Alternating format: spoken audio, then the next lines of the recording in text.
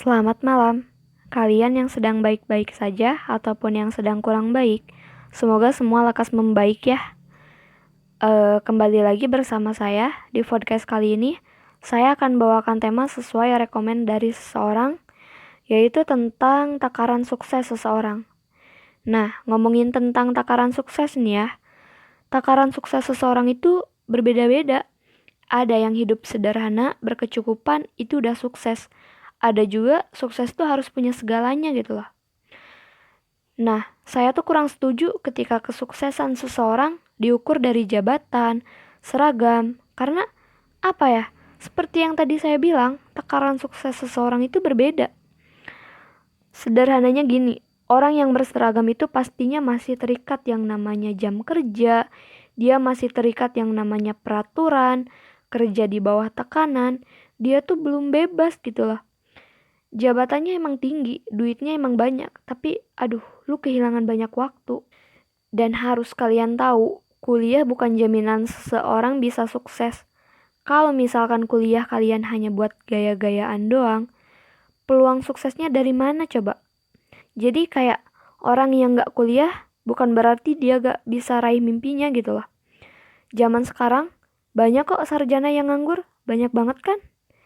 Nah, jika takaran sukses hanya dengan alma mater, menurut saya tuh, aduh, pemikiran pendek banget, serius. Makanya kayak, ya udah deh, lu yang masuk alma mater bagus, lu yang masuk alma mater ternama, itu bener-bener belum ngejamin gitu loh.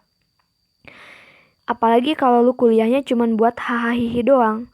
Kita ambil contoh deh dari Ibu Susi dan Bob Sadino. Mereka nggak punya gelar kan, tapi mereka sukses gitu. Itu maksudnya. Nah, kembali lagi.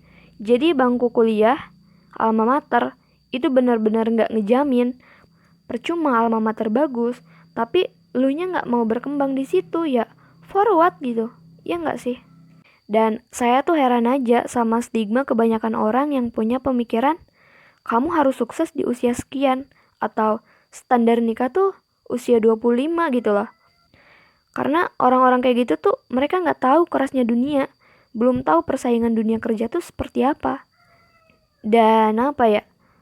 Saya tuh setuju dengan kalimat setiap orang punya lintasannya masing-masing. Maksudnya setiap orang tuh sukses ada waktunya. Setiap orang punya starting yang berbeda-beda. Paham gak sih? Jadi gak harus dipukul rata, semua harus sukses di waktu yang sama. Itu maksudnya. Nah, kebanyakan orang pastinya punya pemikiran, gue tuh harus kerja, harus berseragam, gaji gue gede, jabatan gue tinggi. Tapi bagi sebagian orang, mereka tuh gak mau jadi pekerja, tapi pengen jadi pengusaha gitu. Sekecil apapun penghasilannya, lu bosnya, lu gak kerja di bawah tekanan, gak diatur jam kerjanya, waktu liburnya. Jadi udahlah, jabatan sama seragam tuh gak ngejamin bahagianya seseorang. Dan emang yang paling enak tuh kerja sesuai fashion sih. Jadi kayak kerjanya tuh pure dari hati gitu, gak setengah-setengah. Kayak contohnya yang suka bikin puisi, ya lu gelutin di bidang itu, sampai hobi lu itu menghasilkan gitu loh. Kayak apa lagi ya, hobi game online nih. Terus asah skill lu di sana, jangan setengah-setengah. Gue pernah denger cerita dari temannya dari podcastnya Bang Dera. Jadi temennya tuh dia kontrak sama apa ya? Jadi kerjanya tuh cuman game online doang, tapi penghasilannya, wih gila banget. Itu tuh kayak apa ya? Hobi yang menghasilkan gitu loh. Jadi stoplah beranggapan kalau suksesnya seseorang dilihat dari seragamnya. Apa ya? Gue ngeliat orang-orang yang kerja di bawah tekanan keluar dengan baju yang serba head, dan itu gue ngerasa aduh malu deh sama yang itu gitu loh. Kayak Bob Sadino itu kan terkenal dengan kesederhanaannya nih. Di balik sederhananya itu kalian tahu nggak penghasilan dia tuh berapa gitu. Jadi kalau takaran sukses hanya dibatasi fisikal, kostum, itu menurut saya aduh pemikiran primitif banget. Jadi jangan ngejudge orang dari covernya doang gitu lah. Dan salah juga kalau misalkan lu diem aja, gak mulai duluan, ya ceritanya gak bakalan dimulai gitu loh. Emang setiap orang punya starting berbeda-beda. Tapi kalau lu gak mulai, gak bakal jadi.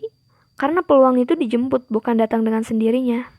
Menurut saya sih, kalau bisa, lu yang ngatur kerjaan. Jangan kerjaan yang ngatur lu. Kalau bisa dirinya lu tuh jangan jadi robot buat orang lain.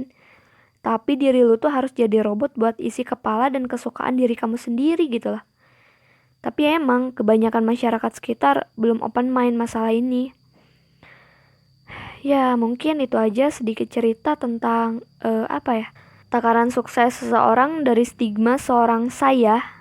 Agak sensitif ya, karena menyangkut tentang material sih. Dan terakhir, closing statement dari saya, buat kalian yang masih mendengarkan ini, takaran sukses bahagia seseorang itu berbeda-beda. Kalau misalkan kalian udah free, gak ada tekanan dari manapun, gak ada beban sama sekali dalam dirinya, maksudnya tuh kayak gak harus bertanggung jawab atas kebahagiaan orang lain gitu. Dan yang paling penting tuh punya banyak waktu sama orang-orang terdekat. Intinya sih itu. Jadi apa ya? Sederhananya, takaran sukses menurut saya ketika lu udah bebas dan udah deh, stop ngejudge takaran sukses harus berseragam. Oke, terima kasih telah mendengarkan ocehan saya selama beberapa menit ini. Jangan bosan, dan kalau misalkan ada cerita-cerita menarik, boleh ceritain di bawah atau DM ke Instagram saya, sitiyulianti06. Nanti saya akan cantumin linknya di bawah. Terima kasih dan semoga kalian sehat selalu. See you next time. Good night.